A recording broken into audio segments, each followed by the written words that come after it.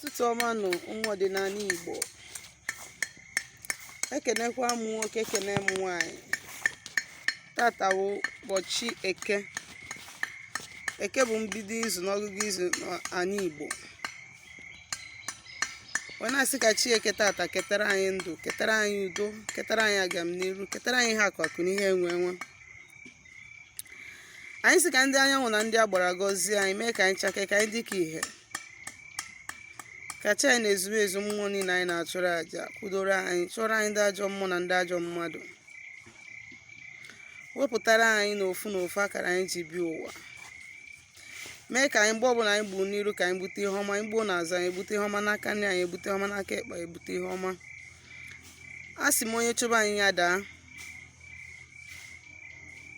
ọ bịara egbu anyị gbuo onwe ya. Anyị si onye ọbụla fụrụ anyị rota nwa ya nwụrụ anwụ, ọzọ nwụkwa. Mana anyị siri egbe belu ugobelu, nke si bi ebekwa na nkụkwa ya. A sị m na anyị bụ ụmụ Igbo ya pụtarịrị ife, anyị edu ude, anyị ya dị ka echi ka na echi adị agwụ agwụ. Anyị ejere obodo n'ara obodo, anyị azụ ka afịa, mana anyị ya na ka afịa. Si n'ụgbọ niile anyị ji wee pụta ata bụ Eke malụ mma, mana nke anyị eji wee nata ya aka ya mma. Ụtọ anyị kwuru ya ka o si dị. Tata bụ Eke n'orie na afọ na nkwọ na afịa na nọ n'ụbọchị na anọ ise. Aka m bụkwa onye nke gị nwada agbara ọma ụzọ mmiri. Akwa nwee mgbasa ozi ọma ọdịnala Igbo, bụrụkwa dibịa Igbo. Anyị na-agba afa na-agbasi afọ ike, na-alụ ọrụ mmụọ dị iche iche, na-enyere ụmụ Igbo aka ịmara eziokwu gbasara ọdịnala, maka na ọdịnala bụ ụzọ ndụ na ụzọ eziokwu.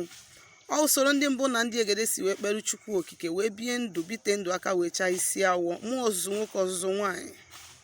Ana m agwa ụmụ Igbo wee si ụmụ Igbo nnachitebe azụ n'ọdịnala Igbo. N'ọdịnala abụrụkwa na igwe ọgwụ, ọ bụrụ ogboni, ọ bụrụ oke ite. Ọgwụ ọbụla agwọrọ agwọ bụ weta isi bịa wele isi. Ihe eji wee malụ ndị mbụ na ndị egede bụ ịsọ nsọ ana, ịsọpụrụ Chukwu okike, ịtụ nzu na edo, na ịwapụ ọjị na igbu anụ. Wee na-asị onye ọbụla na-anachite azụ n'ọdịnala Igbo, mara mgbe ị nọ n'ọdịnala, mara mgbe iso na ndị akụrụngwa. Maka na onye akụrụngwa dibịa ayara agwa gị nke bụ eziokwu.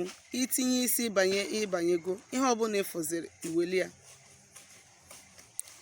Ka a hapụ ịdị na-emeto aha anyị Igbo, ka anyị nwabụ ndị Igbo kwụsị ị na-etinye aka n'ihe ọbụla ga-ebutere aja anyị Igbo aja afa, site na mmadụ enwero ndidi ma mmadụ amarọ ihe ọ ga-eme, usoro o si kwesị ime ya bụ ihe, site n'ime gịnị, n'ịkpa na anakpa n'ọfọ.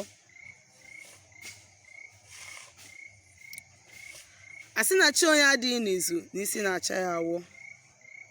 Naanị onye nọ n'ọdịnala bụ onye ma ihe dị na chi, mara na onye ọbụla bụ onye Igbo kwesịrị na-eme gịnị, ịchụkwa chi ya. Isiokwu m bịara ịkọwa tata bụ Eke bụ ịgbakọnye ọtụtụ ihe n'ihe gbasara chi ụwa. Anyị ekwubuo na ya before, mana ka chi na-efo ka anyị na-enwe more followers. Ọ na-abụkwa anyị goro anyị ejekwa na some topics anyị kụzigoro before, highlight kwa some things about, so that ndị na-esonyere anyị ọfụrụ nwee ike ime gịnị, ị na-aghọta ebe anyị si abịa. Maka na ị na-anyị fụ na nkụzi anyị na-akụzi na-agazi very deep. Ka chi na-efo ka nkụzi anyị na-adị deeper, and for that reason onye ọbụla ka na-amalite njem ọfụrụ, o nwere ike ọma nghọtachi ha anyị na-akọwa duto na gịnị, ebe ọ bịara bịa kwudo bụ mgbe nkụzi anyị bịa dịwazie deep. So ihe a bụ gịnị, refresh our memory na ihe gbasara onye ụwa, chi ụwa. Na mbụ ekwuru m okwu si na mmadụ amarọ chi ya na-ebute ọnwụ ike, ọ na-ebute nyanya, ọ na-ebute a lot of ụmụ nwanyị nọ na be nna ha tata, maka gịnị, na ọ mara onye nọrọ ụwa, just ma ele onye nọrọ ụwa bụ ihe eji ya. A lot of ụmụ nwanyị nọ na di no child because of onye nọrọ ha ụwa. Ụfọdụ ụmụ nwoke anyị na-agba etie isi ebe, eti isi ebe, eti isi ebe, eti isi, maka gịnị, na ha mara chi onye nọrọ ha ụwa. Chetakwa nnọọ chi bụ ụzọ, chi nwe ndụ, chi ji oke. Ihe ọbụla mmadụ na-eme n'ụwa a, ma chi ya etinye ha aka, ịma na ihe ahụ onye ahụ na-eme gịnị, enwere isi. Mgbe nkụziri nkụzi na mbụ, ekwuru m okwu agụ. kwuo okwu na o nwere ọtụtụ ụmụaka ịya amụ ha ejiri aka ha wee mere onwe gịnị wee gbara onwe ha agụ. O nwere ụmụaka ya bịa ụwa jiri aka ha gbara onwe ha agụ. O nwere ike ịmụọ nwa gị aha na ya arụ, itritie ya ihe unu na-eme every month unu na-eje akwụ bill na hospital. Some ụmụaka anaghị ofe arụ ana mgbe ahụ arụ ahụ na-aya nwa nka nwa ahụ na-agbara onwe ya agụ. Ị na-anya ịma na mgbe gboo na ọ bụ na mgbe gboo o nwere ka arụ ga-esi wee yaba nwata eje jụọ ese n'afa amana onye nọrọ ụwa wee chukwa wee kpọbata onye nọrọ ụwa n'ime ụlọ nye ihe ọ na-eri omegịnị nwa ahụ enwere onwe ya. Mana kịta na ihe anyị na-eme bụ deliverance. Ma eje n'ụlọ ọgwụ akwụkwọ bills from Monday to Friday akwụgide ajewezie deliverance na spiritual attack. Anyị amara na onye nọrọ nwa ahụ wa bụ ihe na-eme gịnị na-enye ya nsogbu. Akwa m unu ụzọ ọzọ ụmụaka si agbara onwe ha agụ bụ na o nwere nwa ya abụ ịmụọ, ọ bụ nọ nne gị nwụrụ anwụ ma nna gị nwụrụ anwụ mụrụ nwa ha na-emebi gị ihe. O nwere ike oje na bed gị onyụọ nsị, oje na bed gị onyụọ mamịrị. Ị na-asị na nwa ahụ dị wicked na ọmụma na-ewiked gị na ọ na-arụsa gị agụ ka ọ na-agbalụ gị maka na nna gị ma nne gị bụ ihe batara n'ụlọ gị na-egosikwa gị na ya bata gị mee gịnị ịkpọbata ya n'ime ụlọ. Sometimes ifu nwa gị ọ na-act strangely, ejekwana je nọrọ ọdụ si na onwero ọ dị mọ nọ ndị iro ji egbe alụ nwa ahụ agụ because no nwere some strange attitude nwa gị ga na-edisplay at a very tender age. Mee gịnị odo oge anya na nwa nọ ihe dị na chi ma ọ bụ na ịbụ onye mara ihe dị n'ọdịnala. Mana ọ bụ na ị mara ihe dị n'ọdịnala ị na-anya efu na nwa a niile gị ya treatment ị kwesịrị inye ọ da enweta onwe ya. Mee gịnị jee gbara ya agụ kpọtụrụ ya onye onwe ya ka o nweta onwe ya ka gị nwa bụ nne ya na nna ya mee gịnị ka unu na onwe unu nwetakwazie onwe unu. Ana m agwa unu si unu na ihe gbasara chi ụfọdụ si na chi dị iche na onye ụwa dị iche. Ọkwa na Facebook ka n'ụwa na chi dị iche na onye ụwa dị iche. Anụbekwa m nke a before. Mana ihe m chọrọ ịgwa gị bụ na chi gị bụ your higher self. Your higher self. Mgbe nkụziri ihe gbasara iyi ụwa ekwuru m okwu mmadụ na mmadụ nwere ike ịbịa ụwa like this. Bi ụwa nwaanyị ụta nnọ mbi ụwa nwaanyị kịta ọ bụrụ na ụwa nwaanyị m bịara efevọchara m na my mission decide ya si oke ụwa ọzọ mma anọta mma anụ ụwa nwoke na ọ ya akalụ m mma ịnọ inwe ahụ nwoke but the same soul wee mezuo ihe njimaka ya wee bịa ụwa. Akọkwara m unu ihe gbasalụ na ndị Igbo na-anụ ụwa asaa. Mgbe nkụzi maka ihe gbasara ndị akara oghere ka m na-agwa unu na ndị Igbo na-anụ ụwa asaa. Onye akpata onye Igbo na-ekwu okwu ọsị ụwa m ụwa asaa. Ndị Igbo na-anụ ụwa asaa. Ịnọgide ụwa wee nụ ugboro asaa ihe iji wee bịa ụwa emezuru ya ị gaa na ndị akara oghere. You will not be existing as a human and the man may exist as spirit either. That is good spirit. Ihe ị ga-atọ ọnụ to demon. You will be deleted from nature.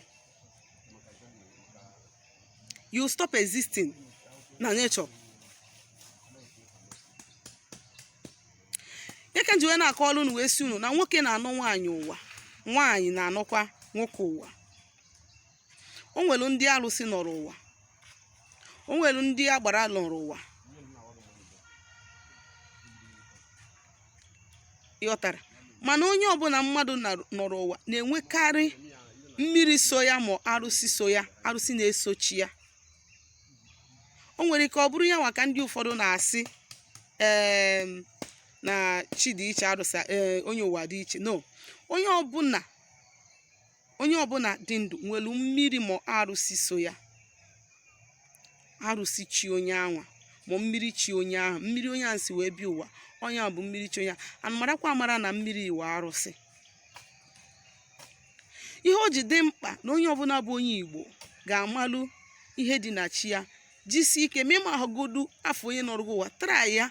As far as isi chi onye ụwa m ọ gị nwa ka nna kpọtụta gbuoro ya anụ sieli ya nni ka onwe ike kwudoru gị. Ọ na-ewepụ ọnwụ. sị na onye buru chi ụzọ ọgbagbo onwe ya n'ọsọ. Maka gị nwa bụ onye Igbo nọ n'ụlọ ụka na-akpọ Jizọs nwa David, ya bụ emelu gị ebere na ọnya bụ chi gị, ebere gị na-emekwa m. Ndị Igbo kwenyere n'ịnụ ụwa, ndị Igbo na-anụ ụwa anọ. Mgbe ị nọgidekwara ụwa wee mezuo ihe iji maka ya wee bịa ụwa, iwe gbagoo n'ọkwa ndị ichie. Ka ị nọ n'ọkwa ndị ichie, o nwere ọrụ asaịmentị ọzọ ị ga-anọrụ bifo ịbịa gịnị ịbanye na-agbara ma alụsị ma mmiri. We are all spirits. That is why when you discover your spiritual strength and energy, you can be able to manifest. Onye akpatara iji wee fu dibịa nwere ike ịkọmand mmadụ ọkwụrụ ofu ebe, because onye ahụ discover go his or her spiritual strength and energy na-use ya, because we are all spirit, but we are existing as human. Our spirit is our soul. It is in us. That's your higher self. Ụfọdụ na-akpọ ya ikenga, my strength, your ability to manifest. So gị nwa bụ onye Igbo, na ọ dị very very important n'ime gịnị, na ịgbalụ mbọ chukwa chi gị, and ịdị careful mgbe ị na-echukwa chi gị, so that you don't give sacrifice to the wrong entity or to the wrong ancestor. You don't give your sacrifice to the wrong entity as gịnị, as onye nọrọ gị ụwa. Maka na ndị ụfọdụ bụ mgbankwọ nọrọ ha ụwa sị ha na okeke nọrọ ha ụwa. Mgbe ị gburu anụ jee nye okeke, ọ bụzie na mgbankwọ nọrọ gị ụwa. Ifuru na inye bụ onye nọrọ gị ụwa ihe. Onye inyeli ihe bụ onye nọrọ onwe ya. Onye nọrọ gị ụwa inyebeghị ihe. And for that reason, onwe any other spiritual work ị na-alụ after then, ọ ya eme ya interrupt, because na chi gị bụ ụzọ. Ị ya echikwagodo gị chi gị first before any other entity. Ma aja na be nna gị, ma aja na ikwu nne gị, ma arụsị be nna gị, ma agbụgboti. First of all, mmụọ ị kwesịrị idozi gị na ya dị na mma first bụ chi onye nọrọ gị ụwa. Gị na ya na-abụ emezie, gị na ya na-abụ adị na mma, ọ kwudoro gị. Maka na ọtụtụ ayịyọ ị ga na-ayọ na ọchị gị ga na-eme gịnị, na-eje to other higher entities wee na-eme gịnị, na-ayọtalụ gị ọnụ gị, na-ayọtara gị oke gị. So if you don't align yourself with chi onye nọrọ gị ụwa, kedu mmụọ ya ejezije ketalụ gị oke gị n'aka mmụọ ndị ọzọ? Onwero. And therefore ịchụzielu mmụọ ndị ọzọ aja, erie ya n'ọrụ onwe ha, because onwero entity gị na ya so directly gịnị ya nwere spiritual as in direct spiritual contact ya eme gịnị, gị eje wetara gị oke gị, bịa nye gị ya, wetara gị ngọzi gị, nye gị ya from them. Aka mbụ ka onye nke gị Nwaada Gbara Ọma Ụzọ Mmiri. Chetakwa na abụ m onye mgbasa ozi ọma ọdịnala Igbo, bụrụkwa dibịa Igbo. Ka m si kwuo na anyị na-agbasi afọ ike na-alụ ọrụ mmụọ dị iche iche, na-enyere ụmụ Igbo aka ịmara eziokwu gbasara ọdịnala, maka na ọdịnala bụ ụzọ ndụ na ụzọ eziokwu. Ya bụ, ọ bụrụ na o nwere ajụjụ ị nwere ịjụ m gbasara ihe ndị a nkụzi taa, ma ihe ndị na-akụzi na mbụ, maọbụ ihe ọ bụla gbasara ọdịnala Igbo, mana ịchọ ka anyị gbaalụ gị afa ma lụọ ọlụ gị ọlụ, biko dere m meseji na my WhatsApp nọmba na 07037311663. Gwa ka emesịa.